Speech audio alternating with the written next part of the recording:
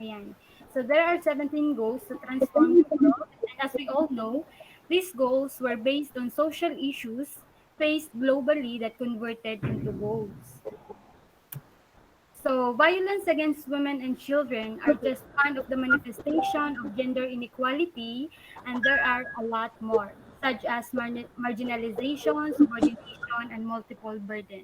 But I will focus on the violence faced by women and children during this pandemic.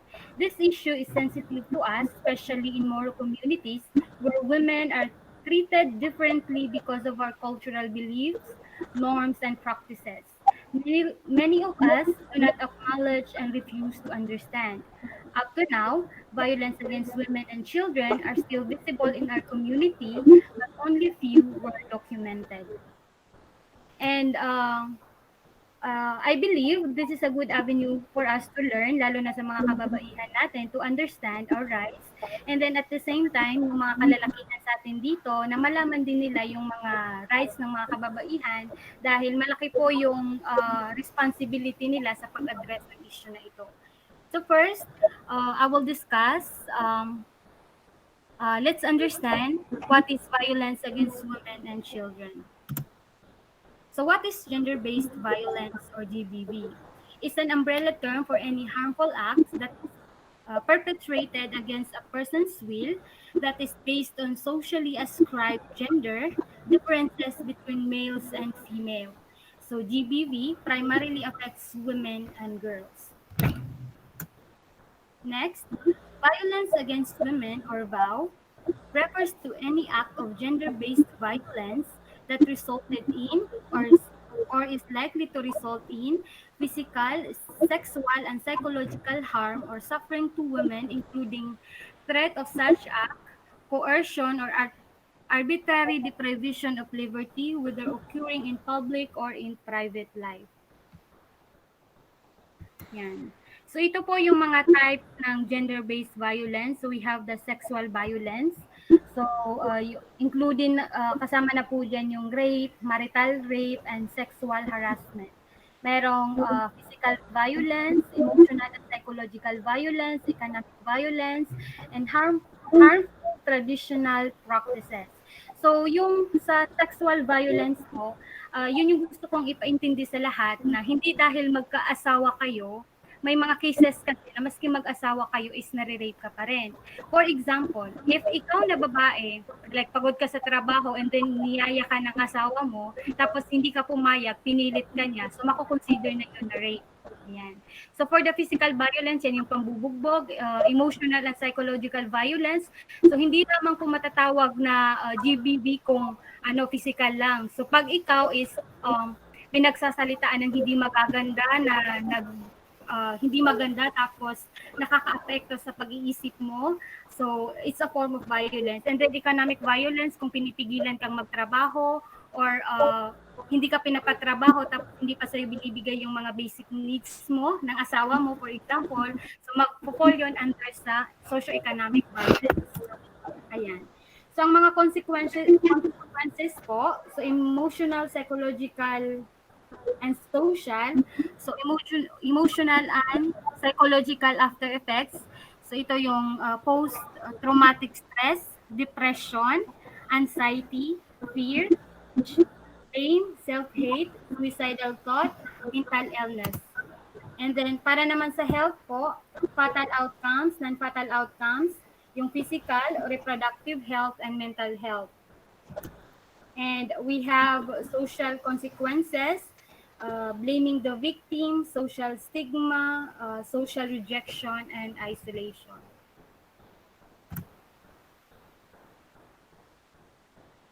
So violence against women and children. Oh, sorry. Ayan.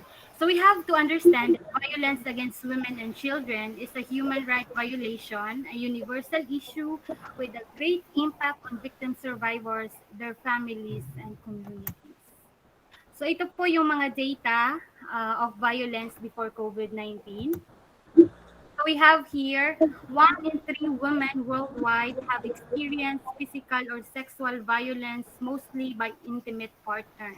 So ayon sa data ng World Health Organization, isa sa tatlong mga tatlong mga nabi-victim nito violence ay ang perpetrator is yung intimate partner nila or yung asawa, yung boyfriend, pa dyan. Ayan. So we have here 14% have experienced physical violence, and then 5% have experienced sexual violence, and 1 in 5 women has experienced emotional violence. So ang source po natin dito, National Demographic and Health Survey HS 2017. Ayan. So ito po yung breakdown ng physical and sexual abuse cases by age, women and children protection unit statistic way back sa 2017. So kung makikita niyo po sa ating data, mataas po yung cases ng violence pag abot ng bata sa 13 to 15 years old. And we have to understand din na itong violence na ito ay hindi siya nagdidepende sa edad, hindi nagdidepende sa matanda ka, bata ka, or saang lugar. Anywhere, pwede kang ma-violate. Ayan. So, violence during COVID-19. So, we have the data. So, because of lockdown, we are forced to stay at home at kawala ang ating mga kababaihan at mga bata from their abusive spouse and parents. Because of gender discrimination sa pagkuha ng mga kasi po yung data dito sa kabila, yung women are on front lines and fighting for the coronavirus. So 70% po ng ating mga health workers are composed of women. So ito po is nagiging resulta kasi po ito ng gender discrimination na meron tayo na, di ba, pag magte-take ka ng courses, kung nurse ka or medical course, kung lalaki, pag magte-take ng nurse or social work na courses, sasabihin nilang bakla ka.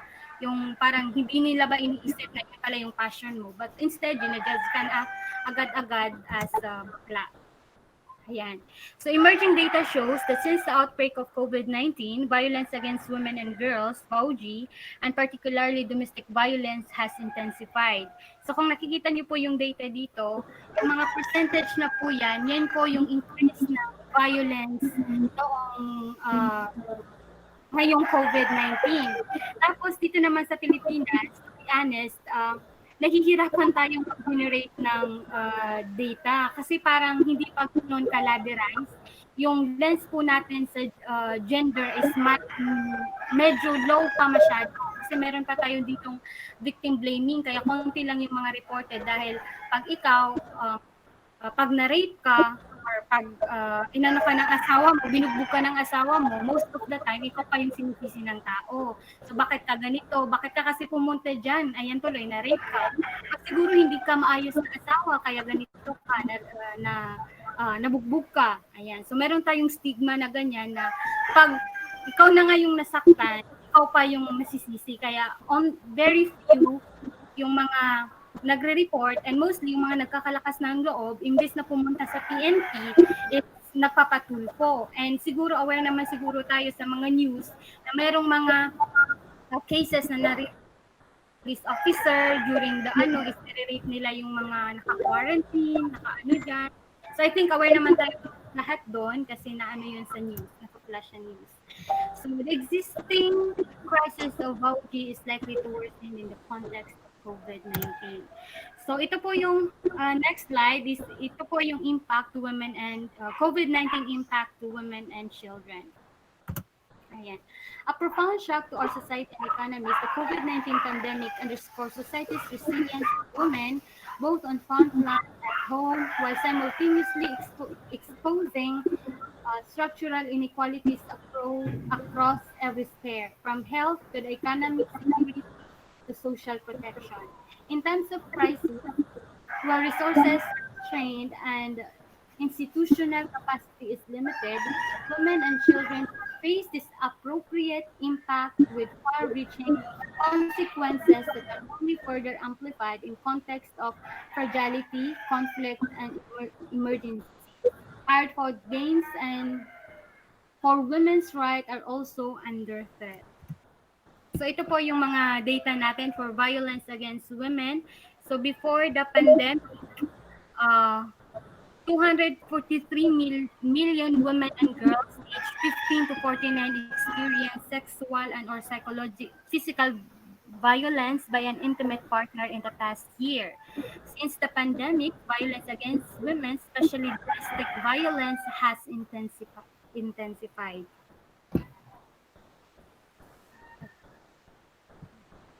Ayan. So, ayan. So, before the pandemic, less than 40% of women who experienced violence reported this crime or sought help. So, since the lockdown, yung domestic violence reports and calls have increased. So, during the pandemic, mas dumami pa po yung mga um, nagre-report ng violence. So, inaasahan na mas marami pa, pero yun nga, hindi sila reported kasi natatakot sila. Ayan. So, ito po yung so for the healthcare workers po, so kung makikita natin dito sa data, global health and social care worker are composed of women. So meron tayong 70% of women. Leaders in the global health sector are 30%. 30%. The pandemic is a reminder of the essential contribution that women make at all levels as health professional, community volunteers, transport and logistic manager, scientists, doctor, developers, and more. Women are at the front lines of the COVID-19 response. Globally, women make up 70% of the health workforce, especially as nurses, midwives, and community health workers, and account for the majority of services staff in health facility as cleaners and caterers. Despite this number, women are often not reflected in national or global decision making on the response to COVID-19. Further, women are still paid much less than a male counterparts and hold fewer leadership positions in the health sector. Marks and another protective equipment design and size for men leave women at greater risk of exposure. The need of women frontline worker must be prioritized. This means ensuring that healthcare workers and caregivers have access to women-friendly personal protective equipment and menstrual hygiene products are affordable, flexible, and arrangement to balance the burden of care. So yan, for the women's health naman, women die every day from preventable causes related to pregnancy and childbirth. Ayan. So 94% occur in lower middle income countries. So as of now, 3 billion people lack basic hand washing facilities. 500 million women and girls globally lack adequate facilities for menstrual hygiene and management. So as we all know, dahil nga po dito sa lockdown, ang dami ng kinakasal, tapos ang daming nabubuntis because of the lockdown. Tapos kulang pa yung mga health services dahil hindi mo agad-agad ma-access. Hello, pero hindi ko man makontrol ito. Hindi ko ma-download itong ginawa, gisend mo sa akin. Hindi ma-download. Mag-pray, hindi ko alam kung pala. Pwede ko lang siya i-present. Ganun, cellphone lang. Teka muna, subukan ko. Dahil lang ganun. Invalid. The document link is invalid. Please re-acquire the new link. Sir, parang may naka-on po yung mic.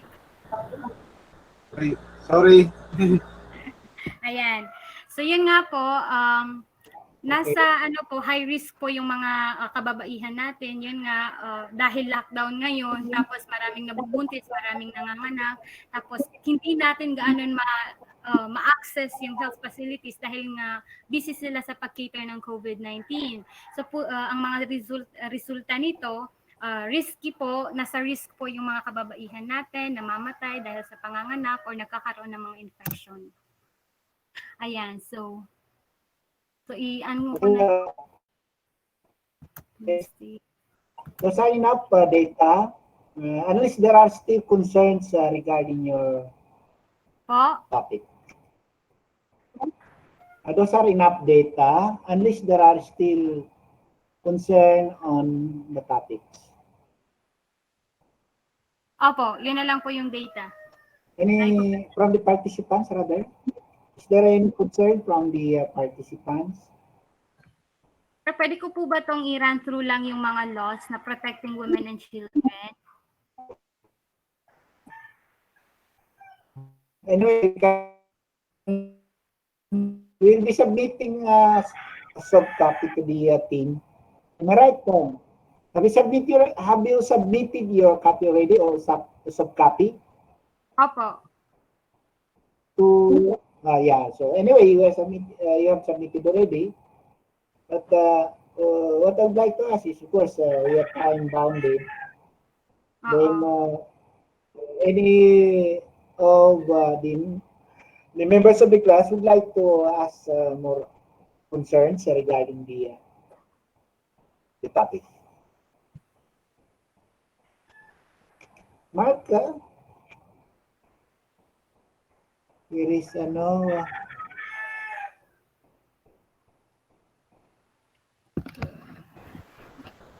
concern from the participants. No more? No more concerns on the topic? Hello? Hello? None so far, sir.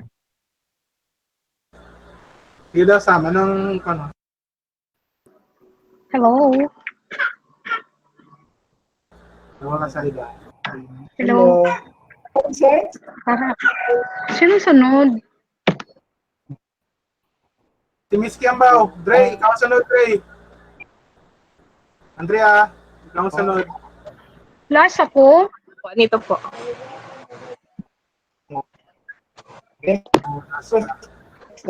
Grabe, next meeting na lang ako.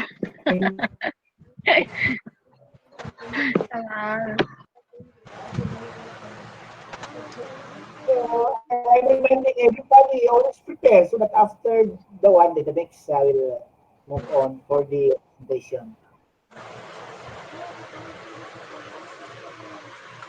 Next. Will be the next. By Ako po, sir. Kiambao po. Miss Kiambao, sir. Miss Kiambao. Ah? Si Miss Kiambao, sir. Andrea Kiambao. Okay? Okay, okay.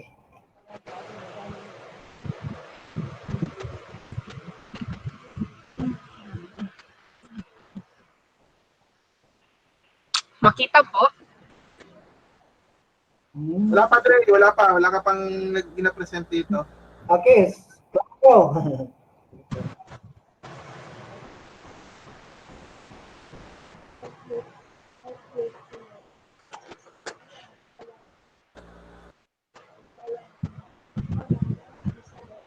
Walang makita ko yata. Wala makita, Dre. I-present. Naka-present tao ka na dyan? Opo. Wala lagi. Walang makita. Tingnan mo na, balikan mo daw muna yung yung sa Gmeet na window. Baka hindi mo pa napindot yung share window.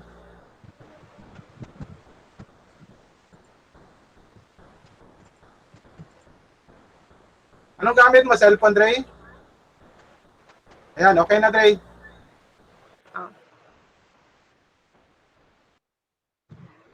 So my report is all about PRC online services. So PRC stands for Professional Regulation Commission, the licensing and regulatory agency of the national government for the practice of the regulated professions, is committed to deliver service excellence to all its stakeholders with utmost.